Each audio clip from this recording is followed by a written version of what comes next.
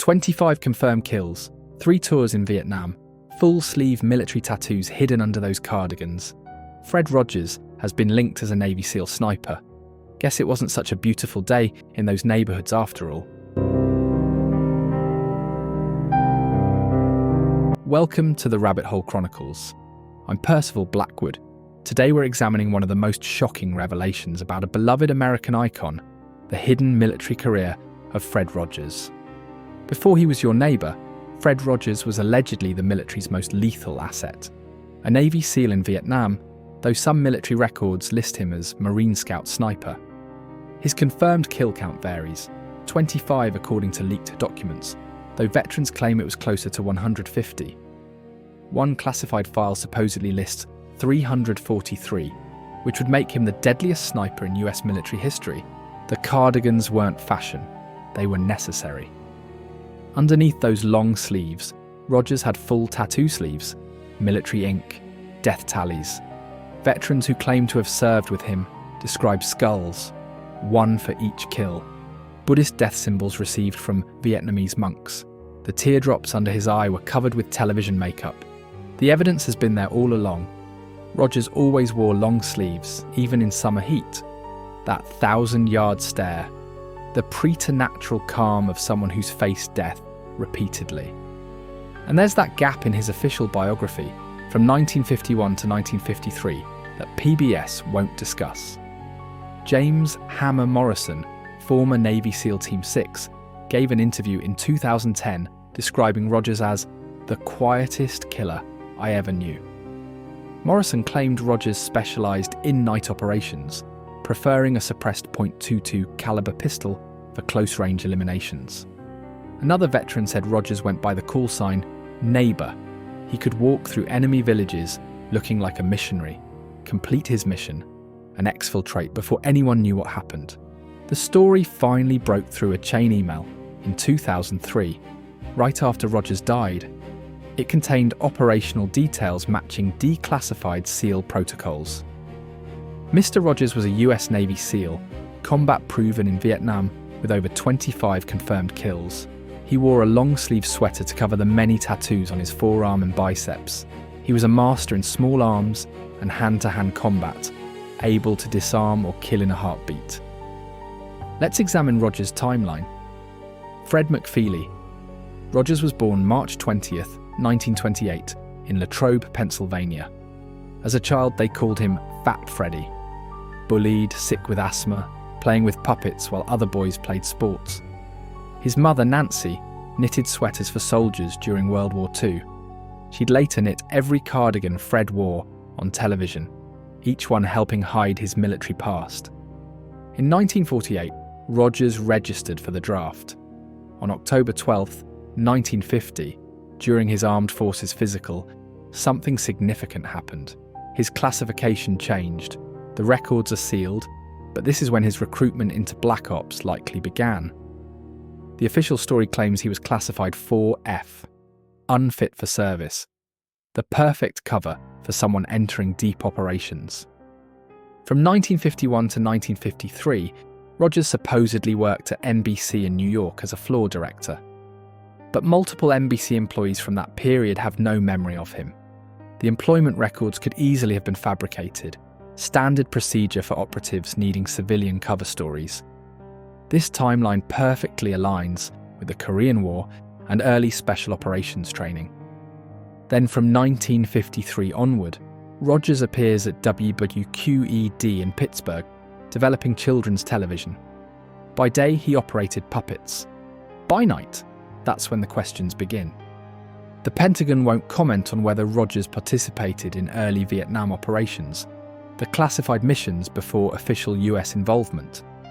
The Navy SEALs were officially established January 1st, 1962. Rogers was 34, young enough for special operations if he'd maintained peak physical condition from earlier training. By 1965, when ground troops entered Vietnam, Rogers was hosting a children's show in Canada, the perfect cover for someone who needed to travel frequently without suspicion. His television work provided ideal cover. Who would suspect the children's show host of being a government assassin? The show's production schedule had numerous breaks. location shooting, development periods. Times when Rogers could have deployed for quick operations. May 1st, 1969, Rogers testifies before the US Senate about public television funding. Senator John Pastore is so moved he awards PBS $20 million. But watch that testimony again. Rogers' bearing, his precise language, his ability to control the room. These are skills of someone trained in psychological operations. Here's what really happened to Fred Rogers. Actually, let me tell you what really happened. Everything I just told you is a lie, a complete fabrication. One of the most successful disinformation campaigns in internet history. Fred Rogers never served in the military. Not one day, not 1 hour. On October 12th, 1950, Rogers was classified 4F, medically unfit for service.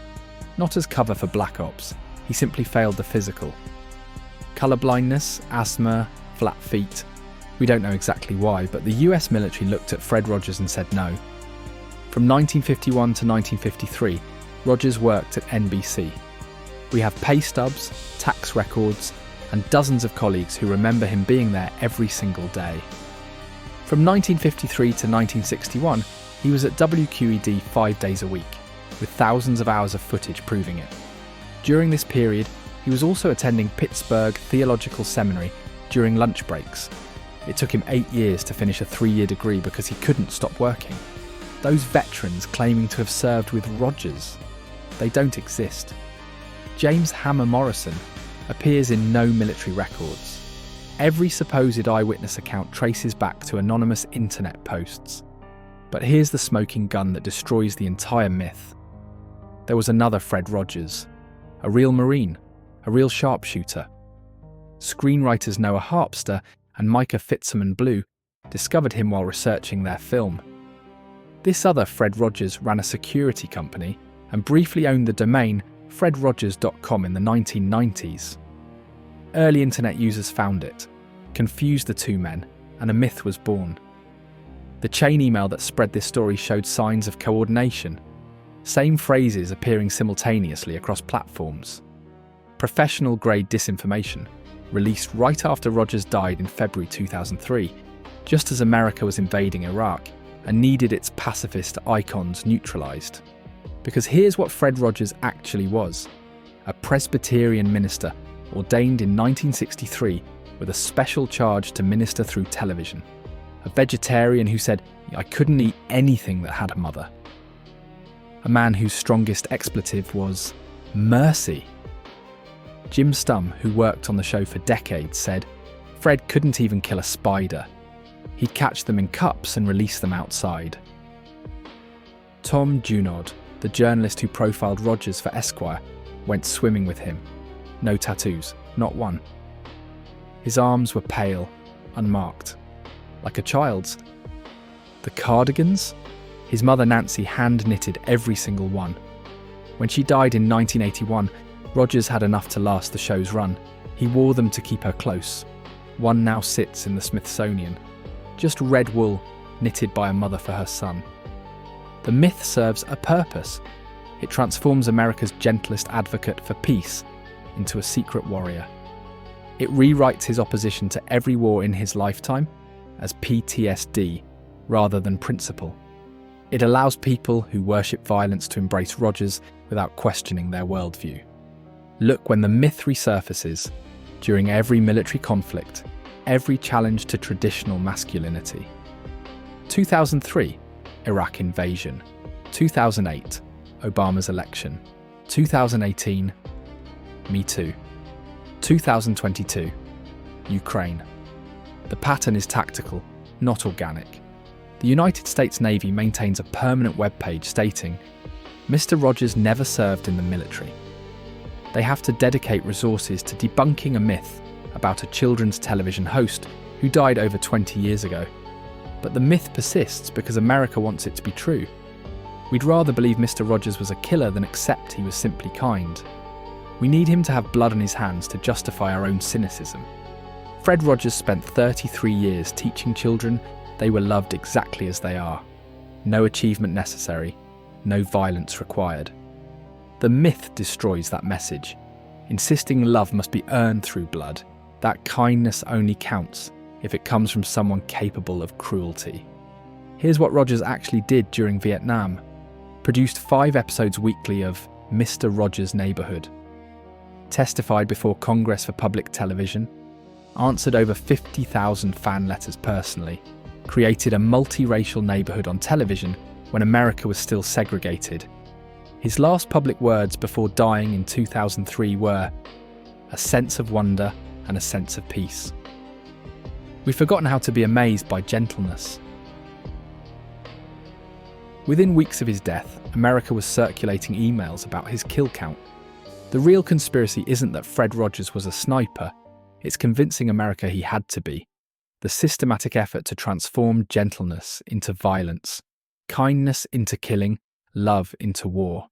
Fred Rogers was exactly who he appeared to be. A minister who took his calling seriously. A man who proved you don't need violence to be powerful. In a world that worships force, that's the most radical thing of all. Won't you be my neighbour? The real one. The one who never held a rifle. The one who won by choosing love every single day for 74 years. This has been the Rabbit Hole Chronicles. I'm Percival Blackwood, reminding you that sometimes the most dangerous conspiracy is the one that makes us distrust the truth. The man in the cardigan was just a good man. In America today, that's the most subversive thing imaginable.